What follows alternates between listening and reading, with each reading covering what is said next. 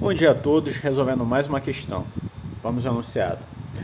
Aponte a opção em que a concordância verbal está realizada corretamente. Ou seja, a questão ela quer a opção em que não ocorre um solecismo, um desvio ou um erro relativo à concordância verbal. Na letra A nós temos: houveram muitas festas de carnaval na Bahia. Primeiro ponto: todo concurseiro raiz sabe que o verbo haver, na acepção de existir, é impessoal. E quando o verbo é impessoal, significa que ele não tem sujeito. Existe o chamado sujeito inexistente ou oração sem sujeito. E quando isso ocorre, o verbo ele fica obrigatoriamente na terceira pessoa do singular. Agora, um detalhe a mais é o seguinte: o verbo haver não somente na acepção de existir, na acepção de ocorrer ou acontecer também. Então, incluam essas duas acepções no contexto para que, em questões mais complexas, vocês não errem. Mas a regra vale aí, Eu posso substituir o haver aí não por existir, mas por ocorrer, Ocorriam muitas festas de carnaval na Bahia, Então, o haver na acepção de ocorrer, ele é impessoal, então o verbo deve ficar na terceira pessoa do singular, Então, havia muitas festas de carnaval na Bahia, Então, a concordância aí está incorreta. Na letra B nós temos: os Estados Unidos ontem bombardeou o Iraque. Aí nós temos um caso de concordância específico que é relativo a substantivos utilizados no plural, como Estados Unidos, Minas Gerais, Alagoas, férias. O que acontece? Há uma particularidade. Quando não há um artigo anteposto flexionado em número, o que ocorre? O verbo ele fica no singular. Perceba que, se fosse Estados Unidos ontem bombardeou o Iraque, a concordância estaria correta. Porém, existe um artigo definido, flexionado em número no contexto. E quando existe esse artigo, quando ele ocorre, quando ele aparece no contexto, a concordância deve ser feita obrigatoriamente no plural. Então, a construção correta seria: os Estados Unidos ontem bombardearam o Iraque.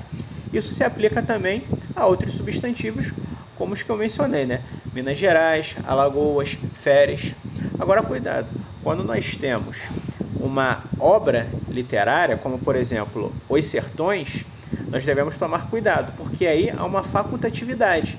Nós podemos falar: Os Sertões fazem parte da literatura ou Os Sertões faz parte da literatura. Há uma facultatividade mesmo com o uso do artigo, mesmo com o seu emprego ou a sua explicitação no contexto.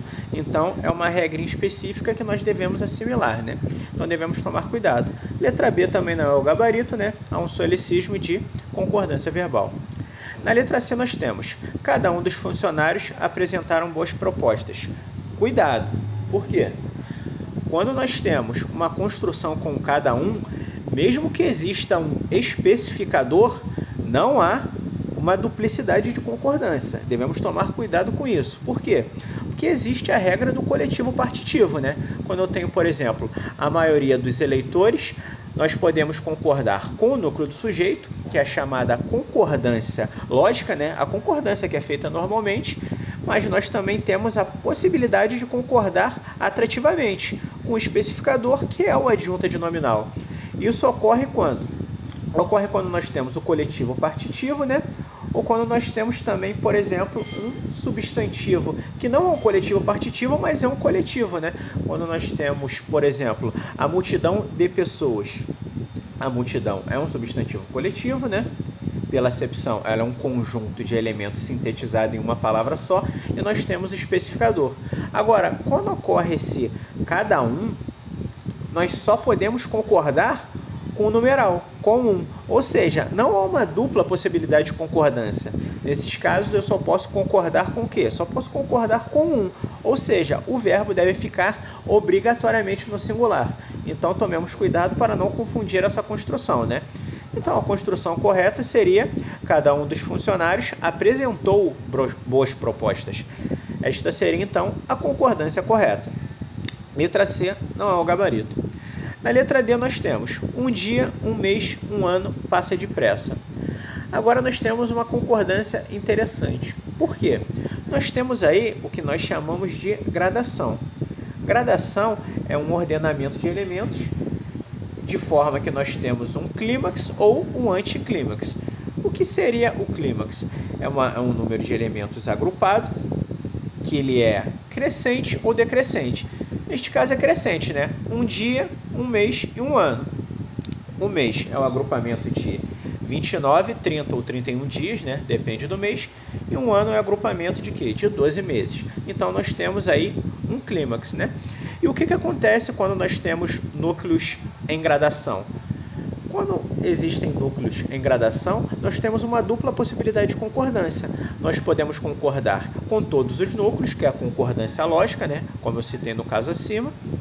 E nós também podemos concordar com o núcleo mais próximo, que é a concordância atrativa, né? É como se fosse um ano passa depressa. As duas concordâncias estão corretas. Acrescento também que isso ocorre quando nós temos núcleos sinônimos, ou seja, quando nós temos núcleos sinônimos ou em gradação, nós temos essa dupla possibilidade de concordância. Concordamos com todos os núcleos, concordância lógica, ou com o núcleo mais próximo, né? Então, existe essa dupla possibilidade, o que faz com que a letra D seja correta, né?